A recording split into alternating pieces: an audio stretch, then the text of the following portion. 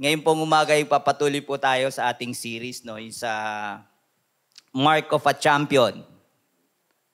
Yan, the Mark of a Champion. Sabihin po nga natin, Mark of a Champion. Mark of a Champion. Yan, sabi ng ating, yung ating series key verse.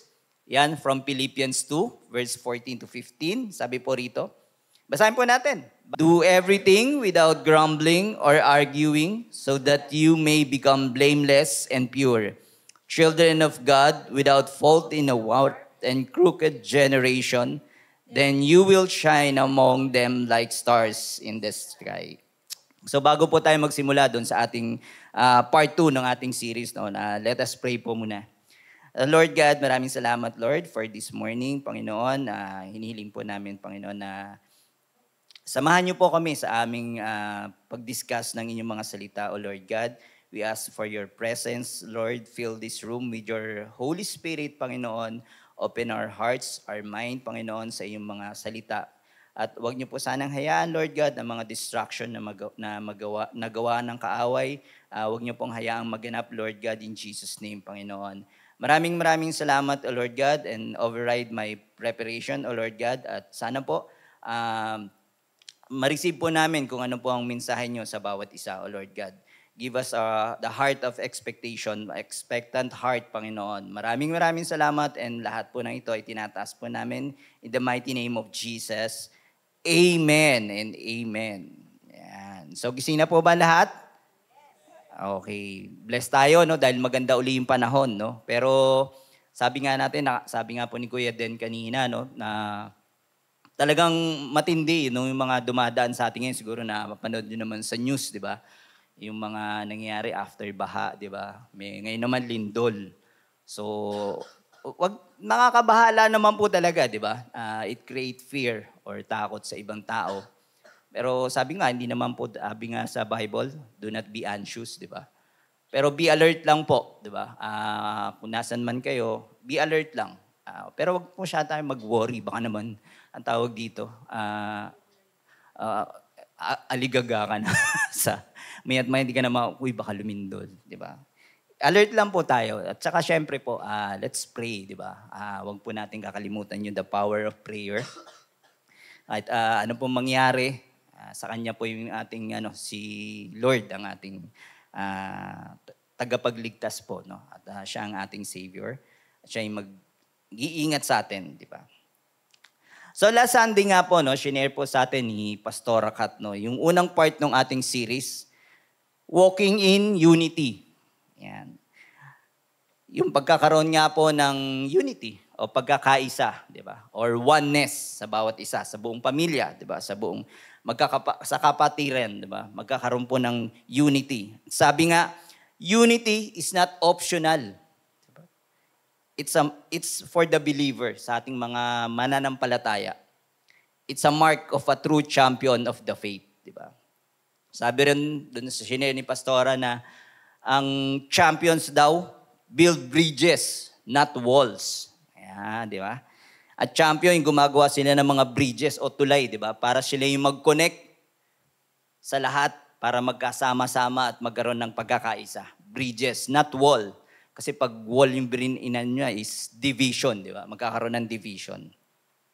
And this morning, no, i-discuss naman po natin yung ating part 2 ng ating series. It's about being faithful. Ayan, being faithful until the end. Ayan, basahin nga po natin. Being faithful until the end. Wala pa ng being. Faithful lang until the end. Ayan. Sumobra ako, excited. So ngayon nga po, no, sa panahon natin ngayon, katulad nga po nung nasabi ko kanina, yung mga nagaganap, di ba? Parang sunod-sunod, di ba? Yung mga nangyayari sa atin, sa paligid natin. No? Hindi lang naman po dito, di ba? Even sa ibang bansa. May mga kaganapang medyo nakakabahala po talaga, di ba? So kaya po ngayon, sa panahon natin, parang yung faithfulness o yung pagiging tapat is parang napakahirap di ba? Maybe because we're living in an unstable world, di ba? Ibig sabihin po, no, may kaguluhan, chaos, unpredictable. Hindi natin alam Di natin malaman kung saan patutungo, kung anong susunod, what's next, di ba? Walang direksyon. Inconsistent po ang ating panahon ngayon. Tama po ba? Araw-araw po, naharap tayo sa mga challenges o pagsubok sa buhay. No? Katulad nga po nung nangyari sa ating bansa ngayon, di ba? Sunod-sunod yung mga tawag dito, kalamidad.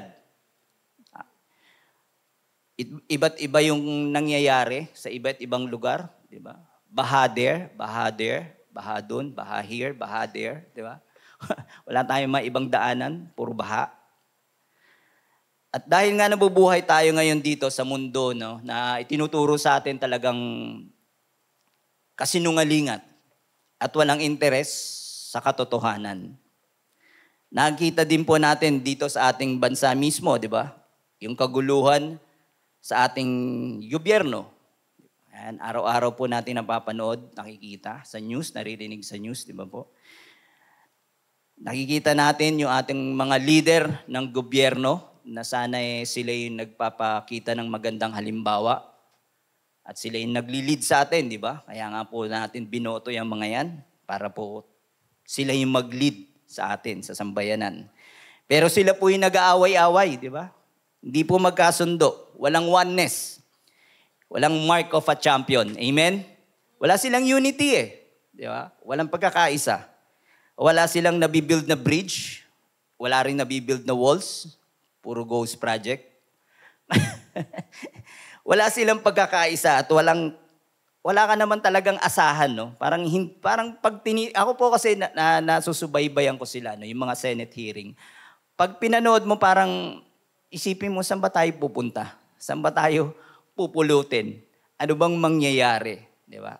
Sino ba ang nagsasabi ng totoo? Parang yun nga po, di ba? Parang ang hirap. Hindi po natin alam kung ano mangyayari. At sa panahon nga rin po ngayon, di natin nakikitaan ng commitment yung mga tao, di ba? Madaling sumuko, madaling give up. When times get tough, pinipili kaagad yung easy way out. Quit na lang. Kasi meron namang option. So wala siya yung commitment na makikita mo tumatagal, di ba? Dahil sa kawalan o ayaw ng commitment, maraming marriage, di ba? Ang nasisira dahil sa commitment. Nagkakawatak-watak ang pamilya dahil walang commitment sa isa't isa. Umaalis sa trabaho, mahirapan lang, mabigyan lang ng maraming duties, trabaho, quit agad. Hanap na lang ng iba. Walang commitment. Di ba po? Amen po ba? At pinakamasaklap po nito, even yung sa relationship sa ating Panginoon, sa ating Diyos, nawawalan din ng commitment. Di ba? Pagka nakaramdam ng konting tawag dito, yung isolation, parang hindi ako welcome dito. Hanap na ng iba. Walang commitment Pag nahirapan sa isang ministry, napagbuhat lang ng isang map, ayoko na rito, ang hirap. Walang commitment, di ba? So napakahirap po yung commitment, no? Hindi makitaan. Which is talaga naman pong nakakalungkot, di ba? Pag ang isang tao ay walang commitment. At lalong-lalo na kapag ang commitment natin sa Diyos ang naapektuhan. But even with all these challenges, faithfulness must remain something truly valuable and meaningful. Sabi nga natin, ang faithfulness is the mark of a spiritual champion. Ayan, sabi rito, faithfulness is a mark of spiritual champion. Champion po ba tayo? Ayan, amen. So dapat nandun yung ating commitment, ang ating faithfulness, di ba? Yung pagiging tapat natin sa Diyos at dapat manatiling tapat, steady, consistent until the end. Yun nga po yung title natin, di ba? Faithful until the end. Yun po ang marka ng pagiging tunay na champion. Amen? At sabi nga dun sa ating title, di ba? Faithful until the end. hanggang sa huling hininga.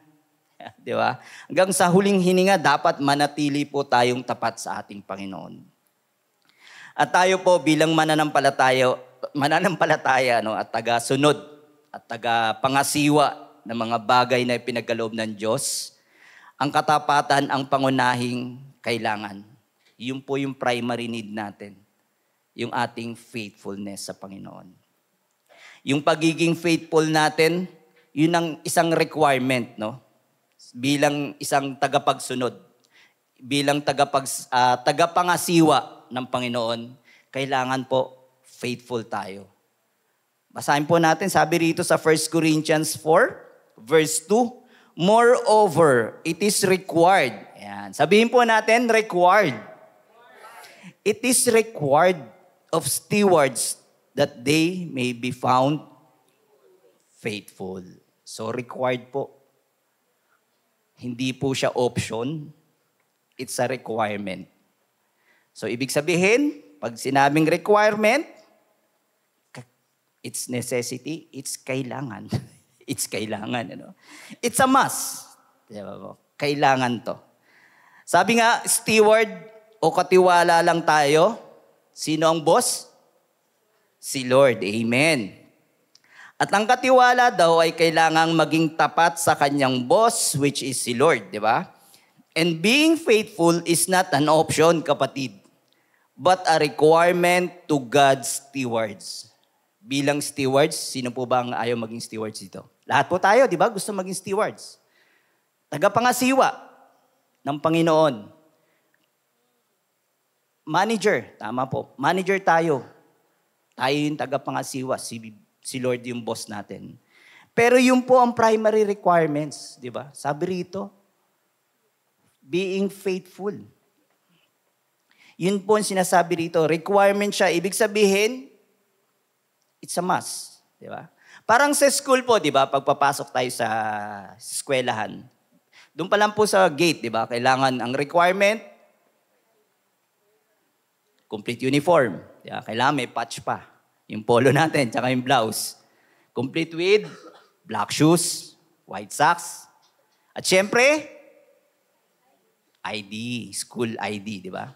So yun po yung requirements, di ba? So pag may kulang po ron, hindi ka papapasukin sa school. Kasi requirements yun. Same din kung magbubukas ka ng business, di ba? Kailangan kumpletuhin mo yung documents. Complete documents. Kapag may kulang sa requirements, wala kang business permit. Di ka makapag-operate, di ba? So it's a requirement. Same with faithfulness. It's a requirement. Kailangan po natin yon kung gusto po nating maglingkod sa Panginoon. Kung gusto po nating maging manager, it's number one priority requirements is yung pagiging faithful natin. Amen? Kaya po, dapat sa pagiging faithful, ibig sabihin po, kailangan namumuhay tayo ng maaasahan, mapagkakatiwalaan, at tapat nga po sa utos ng Diyos at sa kanyang ebanghelyo. Dapat tayo ay consistent sa pag-share ng kanyang mga salita. Dapat din po ay tapat tayo sa pangangasiwa, sa pag-manage ng mga resources na pinagkakaloob sa atin ng Diyos, di ba? Sa time, sa financial, sa skills mo, sa gifting mo. Kailangan tapat kang at tapat mong aayusin, di ba? Using them in a way that glorifies God. Amen? Kumbaga, as a manager, tapat mong paglilingkuran yan. Aayusin mo gagawin mo ng may kaayusan. Even our personal commitment, di ba? Kailangan tapat po tayo sa pangangasiwa ng ating tungkulin bilang mag-asawa, bilang husband, bilang wife. Kailangan tapat po tayo sa ating commitment. Bilang magulang din, kailangan po tapat tayo sa ating commitment bilang magulang ng mga anak natin. Same with the children, yung mga anak. Di ba? At yung mga magkakapatid, sa magkaibigan, di ba? At sa lahat po ng aspeto ng ating buhay, Kung saan man tayo dalhin ng Panginoon, dapat po tapat tayo. Di ba? Faithful. Yun po yung requirements eh. So kapag wala po tayo nun, sabi ko nga po, it's not an option. So kailangan faithful tayo. Until the end. Hindi pa tapos Until the end. Yeah, kailangan tapat tayo. Pero it doesn't mean naman po no, na lahat ng bagay sa mundo ay dapat po natin pangasiwaan, di ba? Siyempre kung ano lang po yung binigay sa atin ng Panginoon. Kung ano lang po yung inassign sa atin ng manager, ng boss natin. Hindi naman po lahat pakilaman mo, di ba? Sa opisina, di ba? Pag manager ka, hindi naman lahat. Sa accounting, sa finance, sa marketing, sa sales, pakikilaman mo, di ba? Kung saan ka lang inassign ng boss, di ba? Kung doon ka lang sa finance, doon ka lang. Kung sa HR ka lang, sa HR ka lang. Hindi mo dapat pangasiwaan lahat. Di ba? Para lang mapakita yung pagiging faithful mo. Hindi po, di ba? Kasi yun po ang kadalasan nangyayari sa atin, di ba? Sa mga tao, di ba? Na-overwhelm. Masyadong na-overwhelm pag sinabi na, kailangan mag-serve ka. Para mapakita yung faithfulness mo, katapatan mo, lahat ginagawa, di ba? Hanggang sa wala ka nang maibigay. Sa lahat na sinerve mo, di ba? Pag sa simbahan, sa mission, pag may mission, sama ka dun. Pag may mission dito, sama ka ron, di ba? Tapos may ministry sa tahanan, kasama ka lahat, di ba? Wala ka ng oras, di ba? Kumbaga wala na yung quality. Wala na yung commitment. Kung minsan hindi mo na mabigay lahat. So hindi po yun ang pagpapakita ng ating faithfulness o katapatan sa Panginoon. Tandaan po natin kapatid, kahit sa maliit na bagay, ay pwede nating ipakita ang ating katapatan. Na kahit yung faith mo ay sinliit nga po, di ba, ng mustard seed, sabi doon sa Matthew. If you have a sinliit ng mustard seed ng iyong pananampalataya, but it can move mountain. Di ba po? Amen po ba? So, ibig sabihin, kahit mayroon kang maliit, pero maayos mong pinapangasiwaan, malaki yun para sa ating Panginoon. Napakalaking parang katagumpayan para sa ating Diyos. Hindi kailangan ng Diyos ng mga extravagant moment upang patunayan mo ang iyong katapatan sa Kanya. God is not looking for the most talented or popular. He is looking for the faithful. Amen. Sabi nga po dun sa Luke 16 verse 10, ayan, medyo maliit po, no? Basahin ko na lang po. One who is faithful in every little is also faithful in much. And one who is dishonest in a very little is also dishonest in much. Kung ikaw daw po ay faithful at mapagkakatiwalaan sa maliit na bagay, ay pagkakatiwalaan ka rin sa malaking bagay. Amen po ba? Kahit maliit mong hawakan, pero naayos mo po ito. Sa maliit na bagay, mapagkakatiwalaan ka. Aasahan ka ni Lord na pag binigyan ka niya ng mas malaking duty, alam niya, mamamanage mo to ng maayos. Amen?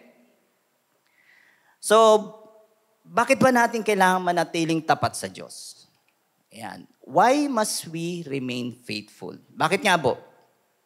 Diba? Kailangan natin, di ba? Sabi nga natin kanina, it's a requirement. Di ba? Parang ID lang yan. Hindi ka makapasok sa school kung wala kang ID. Nasabi nga natin kanina na kailangan manatili tayong tapat sa Diyos kahit duman man tayo sa mga anumang pagsubok. Matinding pagsubok man yan, simpleng pagsubok man yan. Huwag lang tayong bibitaw. Huwag tayong susuko. Patuloy lang tayong lumapit sa ating Panginoon. Kasi nga yung mga pagsubok na yan ang magpapatibay po ng ating pananampalataya sa Diyos. Yan po magpapatibay sa atin, di ba? Yan po ang magbibigay sa atin ng pagbabago o pag-level up ng ating katapatan sa Diyos. Pagkatapos nating harapin yung isang pagsubok, ready pa rin tayo kung may darating pa, di ba? Kasi parang mas lalo tayo lumalakas kapag may trials, di ba? Kapag nalampasan natin, alam natin kasi, di ba, tapat tayo sa Panginoon at alam natin na tapat din ang ating Diyos sa atin. Kaya kung haharap tayo sa isang matinding pagsubok, go lang tayo, ready tayo. Kasi alam natin sasamahan tayo ng Panginoon. Tapat ang ating Panginoon sa atin, di ba? Hindi niya tayo pababayaan. Dahil kung ang ating Diyos ay nananatiling tapat sa atin, nararapat lang naman na maging tapat din tayo sa ating Panginoon. Amen? So why we must remain faithful? Sabi rito, faithfulness reflects the character of God. Ayan, parang yung sa salamin. Di ba? Ang ating pagiging tapat ay sumasalamin sa katangian ng Diyos, di ba? Ano po ba ang nature ng ating Diyos, di ba? He is faithful. Amen. Sinasabi nga dito sa Deuteronomy 7 verse 9, mali.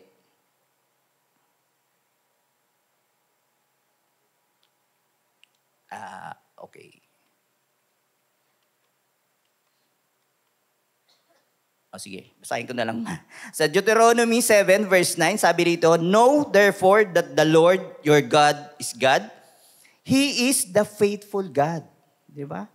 Keeping His covenant of love 1,000 generation of those who love Him and keep His commandments. Dapat po tayo bilang tagasunod ng Panginoon, alam natin na si Yahweh, ang ating Diyos, ang Diyos na tapat. He is a faithful God. Mananatili at hindi masisira yung kanyang pagmamahal sa atin. Yung covenant of love. So yung binding na ginawa ng Panginoon. Yung promise niya na ginawa niya para sa atin at sa Kanya. Yung binding po natin with the Lord, di ba? So yun yung pangako niya na hindi masisira. Ganun po katapat ang ating Panginoon. Sabi nga ron, to 1,000 generation, ibig sabihin po sa mga susunod pang henerasyon, di ba? Hindi lang po ngayon at sa mga susunod pang henerasyon. At sabi nga, here's the catch, di ba? Basahin natin yung last part. Sabi rito, for generation of those who love Him and keep His commands. Di ba? Sa mga umiibig sa Kanya at tumutupad sa Kanyang mga utos. Tama? Tama po ba, di ba? Remember, di ba? Si Lord yung ating boss. Tayo yung mga tagapangasiwa niya. Tayo yung servant, steward. Tama, di ba? So tayo yung tagasunod niya. Tama po ba? Si Lord ang boss, tayo yung tagasunod. So balik tayo dun sa kanina. So ano number 1 requirements? Faithfulness. Be faithful. So yun ang ating requirements as a steward. Faithful, di ba? Be faithful. Kaya kailangan po nating maging tapat. Dahil meron tayong faithful God, meron po tayong faithful na boss, kaya dapat tapat din po tayo sa Kanya. Tapat ang ating boss, ang ating Panginoon sa Kanyang salita at sa Kanyang mga pangako. Kaya kinakailangan, ito po yung mag-reflect sa atin, di ba? Yun po ang makita dapat sa ating pagkatao. Yung ma-reflect natin kung anong meron ang ating boss. Di ba? So di pa ganun din sa trabaho di ba? Kapag yung tao, yung sa isang department, kung gaano kakulit yung tao doon o gaano kaayos magtrabaho, ang napupuri din, di ba? Yung boss di ba? Kasi siya yung nagmamanage doon sa tao na yun. Siya yung gumagabay doon sa tao. So pag maayos magtrabaho yung staff, pinupuri din yung leader, di ba? Yung manager niya o yung supervisor niya. Being faithful reflects the character of our faithful God. Amen po ba? Kailangan yun ang makita sa atin ng mga tao kung gaano katapat ang ating Panginoon. Sabi ko nga, kailangan nating may reflect, di ba? Ang nature ng ating Panginoon. At sabi dito, faithfulness is the measure of true success. Sinasabi dito na ang katapatan daw ay ang sukatan ng tunay na tagumpay. Di ba? Siya talaga yon, ang faithfulness. Pero nga dahil nandito tayo namumuhay pa sa mundo, para sa ibang tao, ang sukatan ng kanilang tagumpay ay makamundong sukatan din, di ba? Kailangan sinusukat ang kanilang tagumpay sa estado ng kanilang buhay, di ba? Nakadepend sa bank account nila, kung ilang digits meron sila sa bangko nila, di ba? Nakabase ang kanilang tagumpay sa kanilang kapangyarihan, sa kanilang posisyon, sa antas ng kanilang edukasyon, sa kanilang business, sa kanilang katanyagan. Pero ang tinuturo po sa atin ng Biblia, katulad nga ng sinabi ko kanina, na kahit sa maliit na bagay, nagpapakita po ito ng katapatan. At malaking bagay po ito para sa ating Panginoon. Nagpapakita po ito ng ating tagumpay sa Diyos. Sabi nga, kahit maliit man yan, happy na si Lord. Natatandaan niyo po yung story of the parable of the talent. Diba? Remember niyo po yun. Siguro, halos lahat naman tayo alam yun. Diba? Yung binigyan ng duty nung master, yung tatlong tagapangasiwa. Diba? Binigyan niya ng iba-ibang kaloob para pangalagaan. Diba? Kung saan sinabi nga ni Jesus doon sa Matthew 25 na verse 21. Ayan, sabi rito, His master said to him, "Well done, good and faithful servant. You have been faithful over a little. I will set you over much. Enter into the joy of your master." Diba? So ini-emphasize po rito yung ginagantimpalahan ng Diyos ang katapatan ng isang tao sa tamang paggamit ng kanyang mga kaloob. Even sa time, di ba? Pag na-manage po natin ng maayos to. Mga opportunities na dumatating na binibigay sa atin ng Panginoon, maging maliit man o malaki ito, naayos po natin ito at napapangasayawaan po natin ng maayos. God promises a great reward to those who are faithful. Amen. Even in small matters. At ang reward, sabi rito, ayan, you will enter into the joy of your master. So masasama po tayo sa kagalakan ng Panginoon. Kasama po tayo niya, di ba? Kasama siya. At ito po ay maglalagay sa atin sa mas malalim nating relasyon sa ating Diyos. Amen? Ano pa? Sabi rito, faithfulness is a required for promotion. Ayan. So kailangan faithful tayo, di ba? Sa ating mga ginagawa. Kung ano man yung binigay sa atin, binigay na duty, gawin po natin ng maayos para sa Panginoon. Kasi sabi rito, faithfulness is required for promotion. Pagiging faithful, after ng reward, promotion comes. Sabi rito sa Matthew 25, verse 23, His master replied, "Well done, good and faithful servant. You have been faithful with a few things, and I will put you in charge of many things." Amen? Come and share your master happiness. Ibig sabihin, pag nakataan tayo ng Panginoon, ng ating boss, natapat ka doon sa binigay niyang duty sa'yo, kahit maliit man yan, ipopromote ka niya. Sino po ba ayaw ng promotion dito? Diba lahat tayo gusto natin ng promotion? O merong ayaw dahil ayaw ng trabaho? Diba? Huwag tayo mag-settle for less, di ba? Di ba? Kung kailangan natin mag-level up tayo. Huwag tayo mag-stuck lang doon. Kontento na ako dito, okay na ako rito. Hindi. Ang gusto ni Lord, promotion. Sabi nga nung dati, na-share sa akin ni Pastora Kat, no? Sabi niya, walang demotion kay Lord. Puro promotion. Di ba? Kung may pinagsarang ka ngayon ng trabaho, naalis ka sa trabaho ngayon, may bubuksang another opportunity ang Panginoon para sa'yo. Di ba? Hindi ka madedemote. At ako po, talagang, na-experience ko yun. Di ba?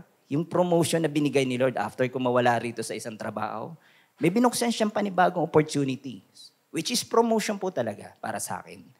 So, ganun po tayo. Huwag tayo mag-settle for less. Di ba? Level up, kapatid. Di ba? Di ba? Yung mga nag-games dito, yung mga kabataan. Di ba? Pag nag-games kayo, ayaw nyo dun sa isang level lang. Di ba? Gusto nyo mayat-mayat, taas ng taas. Di ba? Kahit yung tawag dito, yung nilalaro ni Sister Vange. Gusto niya lagi level up eh. Di ba? Gusto niya lagi siyang So, ganun din po tayo, di ba? Kailangan level up tayo. Huwag tayo mag-stick lang doon sa baba. Sa ating pananampalataya, di ba? Kailangan natin promotion. Sinasabi nga na ang tagumpay hindi lang nasusukat sa laki at dami ng ating accomplishment. Even in small things, faithfulness is what matter most. Being trustworthy, di ba? Pagkakatiwalaan. And committed. Hindi yung committed commitment, hindi yung committed yung isip. Being committed kung ano man yung responsibilities na inassign sa atin is essential for advancement, di ba? Pag nandun yung commitment natin, di ba? Like sa mag-asawa, di ba? Kung kapag committed ka sa kanya, di ba? Mas lalong gumaganda yung pagsasama nyo di ba? O doon na lang sa mga mag-boyfriend, girlfriend. Ayan, di ba? Yung commitment. Kailangan yung commitment natin makita, di ba? Sa pagpapatunay na ikaw isang tapat na tagapangasiwa, nagkakaroon ng tiwala sa iyo at napapakita na ikaw ay handa na para sa mas malaking responsibilidad at mas malaking opportunity. Amen po? Parang humihina na. Amen po? Sabi rito, faithful in every season. Ayan. Kailangan natin faithful tayo in every season. Sinasabi nga na one of the mark of a champion is being faithful. At ang pagiging tapat, dapat manatili until the end, di ba? Hindi po siya seasonal, but every season, di ba? Sabi nga kanina, ang pagiging faithful is a reflection of our faithful God. Dahil ang ating Diyos ay hindi nagbabago mula pa noon, di ba po, hanggang ngayon at sa mga susunod pang panahon. Kaya ang kanyang pagmamahal at katapatan sa lahat ay nananatili at mananatili po ito kailanman. Never magbabago ang ating Diyos. Amen? Because that is God's nature. Yun po talaga si Lord. Hindi po natin yung mababago. Diba? Tapat po siya sa atin. Tapat yung kanyang pagmamahal sa atin. Sabi nga po dun sa hindi ko na po nasama sa slide. No? Ang sinabi dun sa Lamentation 3, verse 22-23, basahin ko na lang po. Sabi rito, the steadfast love of the Lord never ceases. Ibig sabihin, hindi tumitigil. His mercies never come to an end. So walang katapusan, walang hanggan. They are new every morning. Great is your faithfulness. Ayun, di ba yung kinakanta po natin yun, di ba? Never nagbabago at hindi natatapos ang matinding pagmamahal sa atin ng Panginoon. At ang kanyang awa, sabi nga, never ceases and never come to an end. At ang sabi, palaging bago. Laging fresh every morning. Di ba? Hindi po yung ginamit kahapon. Yung fresh po siya lagi, di ba? Hindi po tulad sa ibang bakery, iniinit na lang yung tinapay kahapon. Kay Lord po laging fresh, laging bago, every day, di ba? Nire-replenish niya every day. Ganun po katapat ang ating Panginoon sa atin. Amen po? Nararamdaman niyo po ba, sa inyong buhay, nararamdaman niyo po ba kung gaano ka-faithful si Lord? Yeah. Di ba kahit maliit na bagay lang, di ba? Nalibre ka, faithful naman ni Lord, di ba? Thank you, Lord, na nilibre ako ng office mate ko, di ba? Pinag-soft drinks ako, di ba? Kahit small things lang, di ba? Never nagbabago ang ating Panginoon, ang ating Diyos amang nasa langit. At sabi nga po dito sa ating topic, no, ang isang tao po, meron isang karakter sa Biblia na nagpapakita po ng kanyang walang katapusang katapatan sa Diyos. Ito po ay si Daniel. Ayan. Siguro naman po kilala ng lahat yan. Si Kuya Den. Hindi po si Kuya Den, si Daniel. Ayan, di ba? Siya po yung natandaan natin, yung kinulong sa kulungan ng mga leon. Di ba? Pinatapon sa kulungan ng leon. Pero hindi po siya kinain ng leon. Hindi po siya type. Hindi siya type ng leon. Siguro nung time na yun, naka-fasting. No? Naka-fasting yung leon. Ayaw muna ng meat. Kailangan namin muna gulay. So, hindi siya kinain that time. So medyo mahabo po siya, no? Kasi yung tatalakayin natin dito is buong chapter, buong chapter 6, no?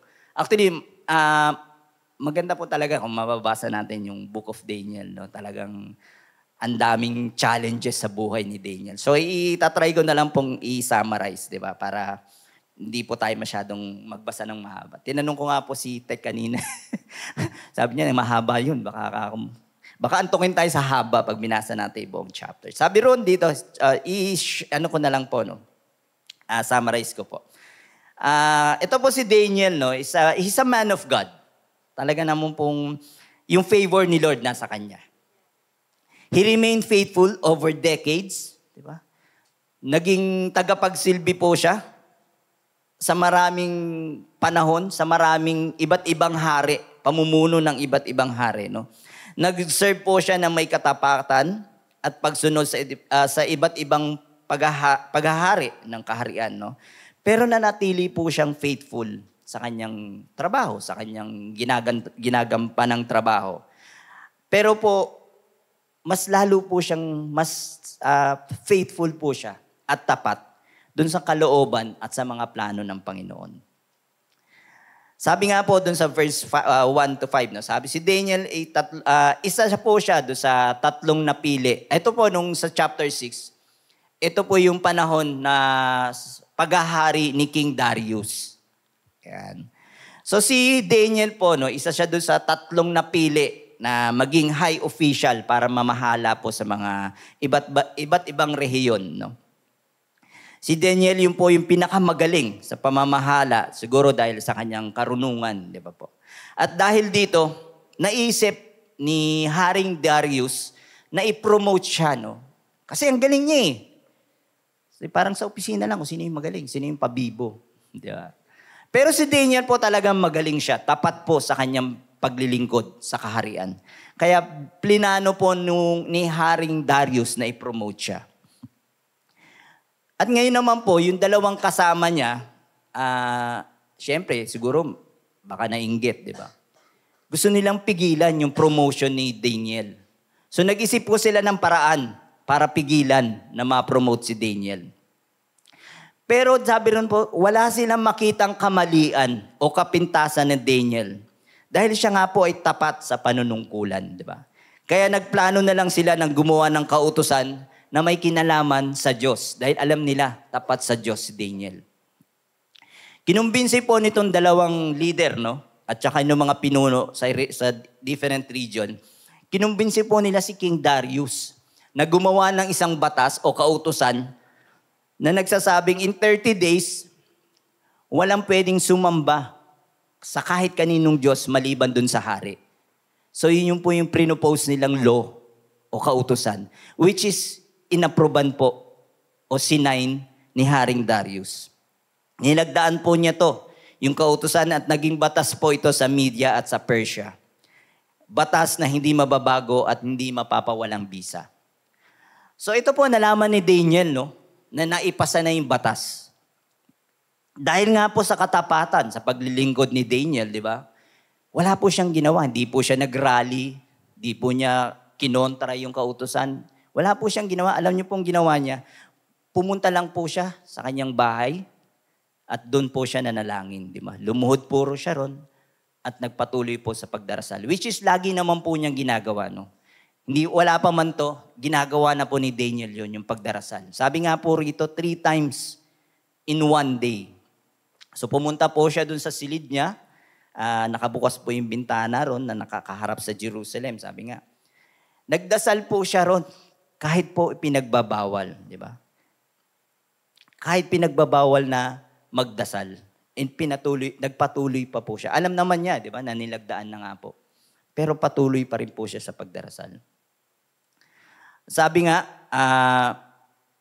kasi nga bukas po yung bintana na ron. So yung mga kaaway niya, minomonitor po pala siya. So siguro nakita siya, nandun si Daniel, nagdarasal. Tapos 3 beses pa. So itong mga kaaway po niya, sinumbong kay Haring Darius na sinabi nila, ito si Daniel po, di ba? May batas po tayo in 30 days, walang magdarasal saka kahit kaninong Diyos maliban sa inyo. So nalaman po ni King Darius. So nag-worry siya, no? Pero no choice siya eh. Nilagdaan na niya yung law, yung kautusan. So madaling salita, pinahuli po si Daniel. At ngayon nga po, hinuhulog siya sa kulungan ng mga leon. Dahil nga po siguro si King Darius, tiwala po siya kay Daniel. Nandun po yung heart niya para kay Daniel. Sinabihan niya na naway iligtas ka ng Diyos na buong katapatan mong pinaglilingkuran. Sinabihan po ni King Darius si Daniel. At yun na nga po, kinulong siya dun sa kulungan ng mga leon, tinakpan pa ng malaking bato yung pinaka-opening, yung pinaka-bunganga ng kulungan para wala po mag-alis. Kinabukasan, maaga po pinuntahan ni King Darius si Daniel. Tinignan yung kulungan kung kinamusta po niya kung anong nangyari kay Daniel. So hinanap po niya si Daniel, tinawag niya kung nandun nga, kung buhay pa, di ba? At sumagot nga po si Daniel. At yun nga po, hindi siya kinain ng leon. Fasting yung mga leon. Di po siya ginalaw. At yun nga nangyari, niligtas ng Diyos si Daniel at hindi siya kinain. At sinabi ni Daniel na naligtas siya ng Diyos dahil alam nito na wala siyang ginawang masama laban sa hari. At dahil dito, labis natuwa yung hari, natuwa siya. At pinautos na iahon sa kulungan si Daniel. At nung pag-aahon nga po sa kanya, nakitaan siya na walang kahit anong galos. Diba? Ni kalmot, ni kalabit ng leon, wala po. Natulog lang siguro yung leon. Kasi nga gutom, fasting eh. At yung mga nagbintang po kay Daniel, yung mga tao pong nagbintang kay Daniel, sila po yung pinakulong at tinapon po dun sa kulungan ng mga leon. Isipin nyo po, di ba? Yun po yung nasa Bible. Kasama nung mga pinatapon sa kulungan, yung mga nagsumbong, kasama yung asawa at anak nila. Red flag po yun, di ba? Gumawa po ng kasamaan tong dalawa na to, yung mga gumawa ng kasinungalingan. Pero ang consequences po, di ba? Kasama yung mga mahal nila sa buhay. Wala naman pong kinalaman yung asawa nila ron, di ba? Wala naman kinalaman yung anak nila. So red flag po sa atin yun. Isipin po natin kung minsan kung gagawa tayo ng pagkakamali o kasalanan, maaring hindi sa iyo ang balik, maaring hindi sa iyo ang consequences, pero maaari sa mga mahal mo sa buhay. Di ba po? So tayo po, bilang Kristiyano, ayaw po natin mangyari yun, di ba? Kaya dapat po maging tapat tayo sa Panginoon. Kung hanggat maaari, huwag po tayong gumawa ng pagkakamali o pagkakasala. At yun nga po, nung naitapon na sa kulungan yung mga gumawa nito, sabi rito, sumulat si King Darius sa lahat ng tao, di ba? Sa lahat ng bansa at sa buong daigdig na nagsasaad ng kautusan sa lahat ng kanyang nasasakupan na matakot at gumalang sa Diyos ni Daniel. Dahil nagpapatunay na buhay ang Diyos ni Daniel at niligtas po siya nito sa mga leon. Diba? At doon nga po sa last verse, sa verse 28, at sinabi rito, naging matagumpay si Daniel sa panahon ni Haring Darius at sa panahon ni Haring Ciro ng Persia. Yung sumunod na kaharian po. Diba? So ano nga po pinapakita dito sa kwento na ito? Pinakita po rito yung pagiging faithful ni Daniel sa kabila po ng kanyang pag-uusig. Diba? Ayan sabi po, faithful in character. Kailangan po meron tayong faithful character na katulad ni Daniel, na wala makikitang anumang bahid ng kamalian sa lahat po ng aspeto ng ating buhay. Sabi po dun sa verse 4, sabi rito, then the high officials and the satraps sought to find a ground for complaint against Daniel with regard to the kingdom, but they could find no ground for complaint or any fault because he was faithful. And no error or fault was found in him. Ang papapakita po ni Daniel ng matibay na dedikasyon ay isang testimony sa kanyang pagkatao at ang kanyang commitment na pangalagaan parangalan ng Diyos sa pamamagitan ng kanyang mga gawain. Nanatili po siyang tapat at never siyang naimpluwensyahan ng kultura. At para sa atin po, katulad nga na-discuss natin sa nakaraang celebration, di ba? Dapat po ay nagsisilbing ilaw tayo at sin, di ba? Salt and light po tayo dapat dito sa mundo. Tayo yung nagdadala ng liwanag sa mga taong nasa kadiliman. Tayo po yung magpapakilala sa mga tao, sa Diyos, dun sa mga taong hindi nakakilala sa ating Panginoon. Tayo po yung magsilbing asin, hindi po kasalanan, asin, salt, para magbigay po alat, no? Magbigay lasa sa mga taong matabang ang relasyon sa Panginoon. Hindi tayo napupulaanan at nababahiran ng kasamaan at kinakailangan din po na ating patupad ang ating mga commitment bilang isang Kristiyano. Sabi po rito, faithful in devotion. Si Daniel po naging tapat sa kanyang pagdarasal, di ba? Kahit hindi pa nga po nangyayari yung decree, hindi pa nangyayari yung kautusan na yun, madasalin na po si Daniel, no? Likas po sa kanyang madasalin. Sabi po doon sa verse 10, when Daniel knew that the document had been signed, he went to his house where he had windows in his upper chamber open toward Jerusalem. He got down on his knees 3 times a day and prayed and gave thanks before his God as he had done previously. So ibig sabihin po, matagal na ginagawa ni Daniel ang pagdarasal, di ba? Nang malaman nga po niya, no, na talagang nandun na pinirmahan na ni King Darius yung kautusan, wala po siyang ibang ginawa kundi mag-pray. Di ba? Nagpagpatuloy po siya sa pagpipray, kahit alam po niya na magdadala po ng panganib sa kanyang buhay. Sabi nga doon, lumuhod siya at nanalangin 3 beses sa isang araw. Samantalang tayo po, di ba? 3 times a day naman din po tayo nagdarasal, di ba? Breakfast, lunch, and dinner. Ayan.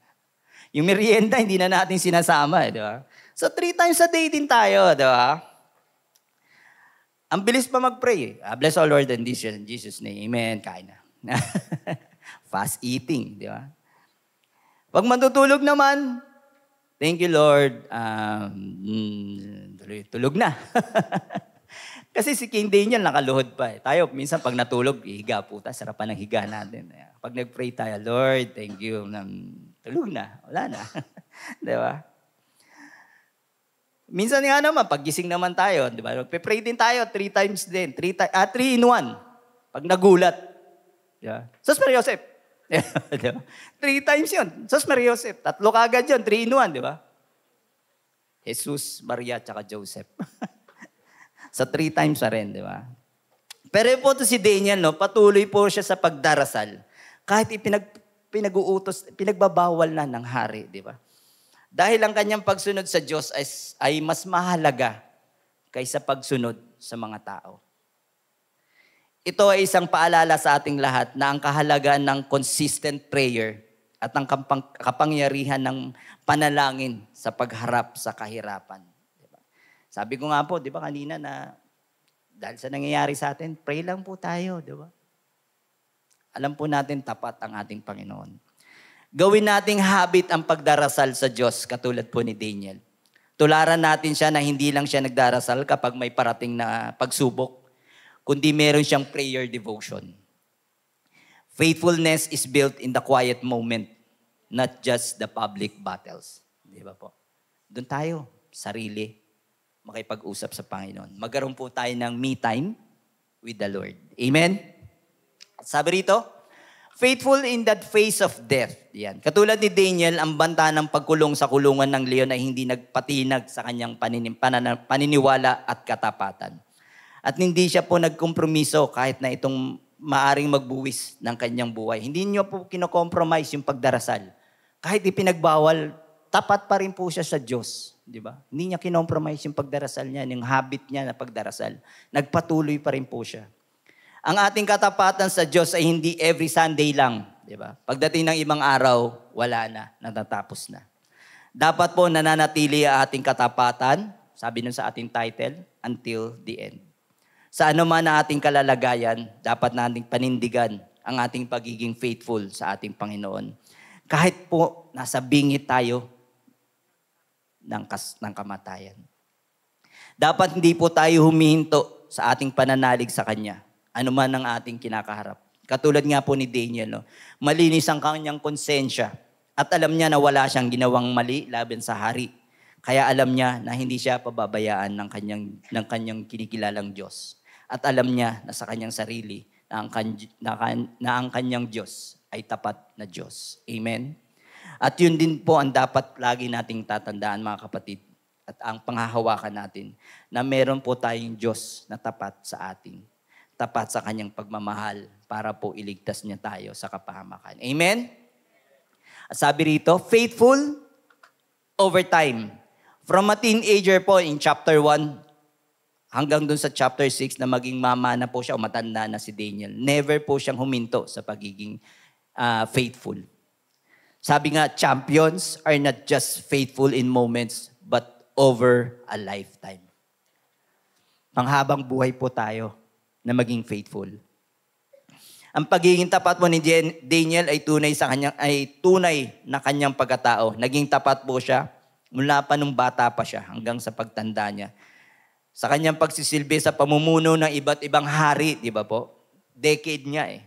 Hindi siya nagbago sa kanyang katapatan hanggang siya ay tumanda na.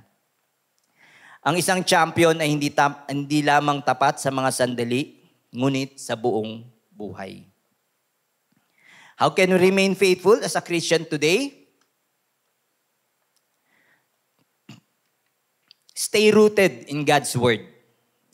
Bilang isang Kristiyano, kinakailangan po tayo merong matibay at matatag na pananampalataya sa pamamagitan po ng pag-aaral ng salita ng Diyos.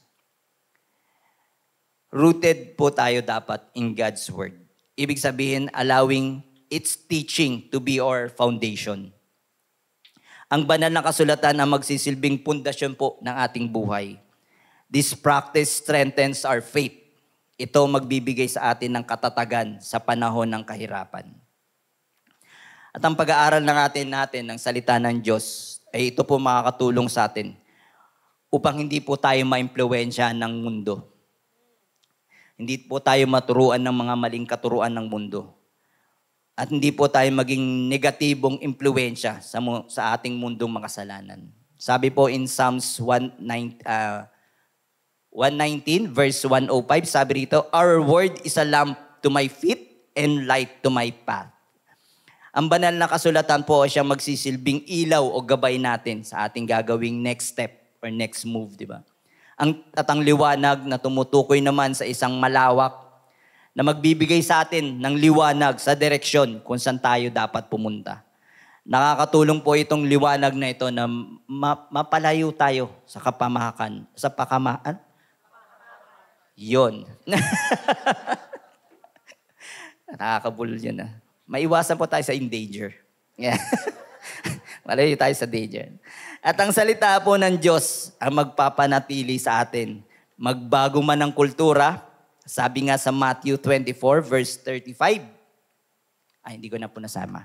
Heaven and earth will pass away, but my words will not pass away. Amen?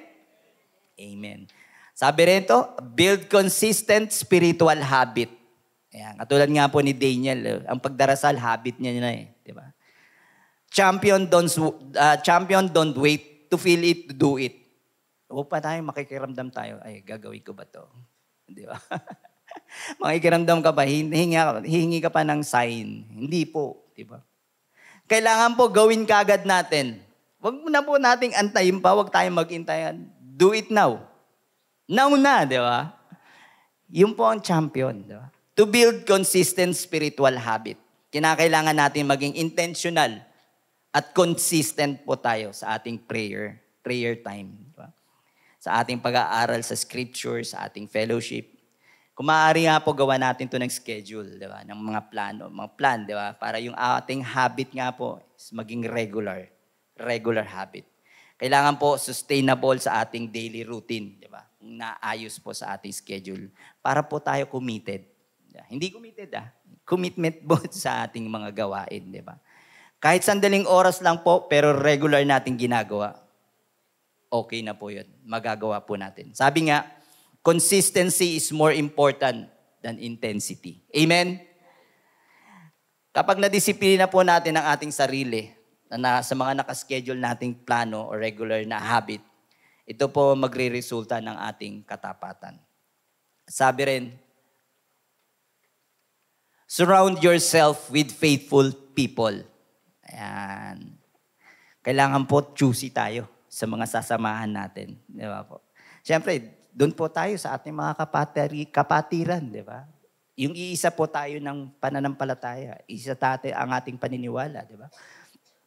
Sa panahon nga po ngayon, pagiging tunay na Kristiyano ay very challenging. Dahil ang mundo ay pasama po ng pasama. Punong-puno ng kasinungalingan. Kaya kailangan maging wise po tayo sa mga sinasamahan nating tao o grupo. Ang sabi po sa 1 Corinthians 15 verse 33, do not be misled, bad company corrupts good character. Diba? Sa mga nakakasama po natin araw-araw, no, sa eskwelahan o sa opisina man o saan man yan, meron po lagi tayong two option. Mapabilang, number one, magbilang ka sa mga taong masasama. Or number two, mapabilang ka doon sa mga taong gumagawa ng kasamaan. Di ba? So madalas po natin ito naririnig, no, doon sa mga seniors. Sinasabi rito, pag ang isang bulok na kamatis daw, di ba? Pag hinalo mo doon sa mga maayos na kamatis, mahahawa. Yung mga maayos, mabubulok din. Di ba? Kaya habang maaga pa po, pumili tayo ng mga taong dapat nating sinasamahan. Ito yung mga taong may pareho kayong pananampalataya sa Diyos. Walk with those who challenge your being faithful. Di ba? Hindi dapat nating kinokompromise yung ating relasyon sa Diyos. Makasama lang sa mga grupo na hindi kinikilala ang Diyos. Huwag po nating compromise yung ating paniniwala. Kung sila po, yun ang paniniwala nila, huwag niyo samahan, di ba? Kung yung mga dati mong best friend, kaibigan mo, iba yung pinaniniwalaan, huwag mong i-compromise, di ba? Yung paniniwala mo sa Panginoon. Maging wise po tayo. Sabi nga, do not be misled. Ang masasamang kasama ay nakakasira ng mabuting pagkatao. Sabi po dito, trust God's timing and reward. Sabi po sa Revelation 2 verse 10, do not be afraid of what you are about to suffer. I tell you, the devil will put some of you in prison to test you, and you will suffer persecution. For 10 days, be faithful even to the point of death, and I will give you life as your victor's crown. Sinabi po sa atin ni Jesus na minsan na may pagkakataon po tayong mag-suffer. Dumaan sa tribulation. Even katulad kay Daniel, imprisonment. Ngunit ang bilin niya ay huwag tayong matakot, but to remain faithful to Him even unto death. Sinasabi dito na dapat tayong maging matatag po, di ba? Dapat magtiwala tayo sa Diyos at sa Kanyang mga pangako. Ang eternal reward na buhay na walang hanggan. Shifting our perspective from temporary earthly troubles to a lasting heavenly reality. Ang katapatan ay kadalasan nakikita nating unrewarded po, di ba? Parang wala namang reward sa ating katapatan. But God always sees, di ba? Ang sabi nga doon sa kanta, di ba? Even we don't see it, God is working, di ba? He never stopped working. In other words, staying faithful and doing the right thing, if it is hard, kung mahirap man, our efforts have meaning and purpose, even if you don't see the result right away. Di ba? Sabi po dun sa Galatians 6 verse 9, and let us not grow weary of doing good, for in due season, we will reap if we do not give up. Di ba? Yun po ang champion, di ba? Kapag nag-give up ka, di ka magiging champion. Di ba? Kailangan tapusin natin yung race o yung laban na binigay sa atin ng Diyos. And remember this, champions don't live for earthly applause, but heaven's approval. Amen po ba? Yan. Last, what hinders faithfulness? Ano po ba yung mga bagay na nakakahadlang o nakakasira sa ating katapatan? Discouragement. Yan. Yung panghihina po ng kalooban. When results don't show, we feel tempted to quit. Di ba nga? Easy way out. Quit. Nasisira kagad yung ating kalooban, sumusuko kaagad tayo, nade-discourage, ayaw nang sumubok pa uli. Niisip natin kaagad na baka hindi pa rin para sa atin yan, di ba? Hindi sapat yung kakayahan natin. Kulang pa yung kakayahan natin. Mahina tayo para sa ganyang gawain. But faithfulness is obedient without visible fruit. Ang katapatan ay pagsunod na kahit wala pa tayong nakikitang bunga o resulta, ay patuloy pa rin po tayo. Amen? At sabi rin, distraction. Di ba? Our generation is the most distracted ever. But faithfulness involved remaining dedicated to goal despite distraction and setback. Para maging tapat, kailangan po tayo nakafocus dun sa ating ultimate goal. At huwag po tayong papansinin yung mga ingay o yung distraction sa paligid natin o yung mga negative na tinatapon sa atin. Kinakailangan po matatag ang ating determination, ang ating mindset, tama, hindi nalilihis sa anumang paghihirap. And looking straight ahead, what lies before you. Yung pagiging positibo po natin sa ating haharapin pa, sa ating future. Amen? At sabi rin, disobedience in small things. Sabi nga po dito sa Luke 16, verse 10, di ba? One who is faithful in a very little is also faithful in much. And one who is dishonest in very little is also dishonest in much, di ba? Sinasabi nga kung wala kang pagpapahalaga, kung meron kang pagpapahalaga sa maliit, meron kang pagpapahalaga doon sa mas malaki. Pero kung doon sa maliit na bagay, wala kang pagpapahalaga, wala kang karapatan magpahalaga sa mas malaki. Hindi mo kaya, di ba? Sabi ko nga po doon sa sample na binigay ko doon sa mga nakakasama ko sa fellowship. Magtiis ka kung ano ka meron ngayon, di ba? Naghahangad ka ng 4 wheels, yung 2 wheels mo nga hindi mo maayos. Di ba? Nangahangad ka ng malaking bahay, yung bubong nga doon sa maliit mong bahay, hindi mo maayos. Yung pintuan mo, sira, hindi mo maayos. Bakit ka bibigyan ka ni Lord ng malaki, di ba? So kailangan po doon sa maliit na bagay, ay mapagkakatiwalaan na tayo. Para bibigyan po tayo ng mas malaking pagkakatiwalaan sa atin.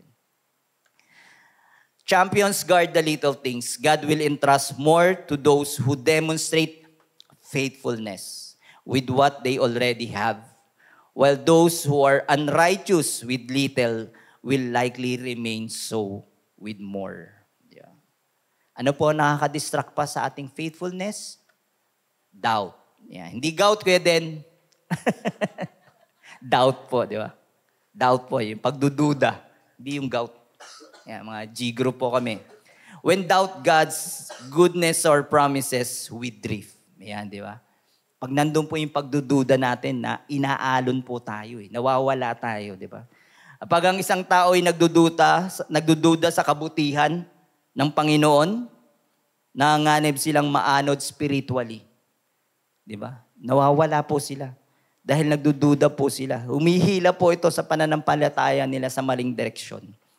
Ang pagdududa po ay maaring maging mas malaki sa pamamagitan ng kawalan ng tiwala at pagbibigay pag-asa sa mga makamundong solusyon, leading to a separation from God rather than toward Him.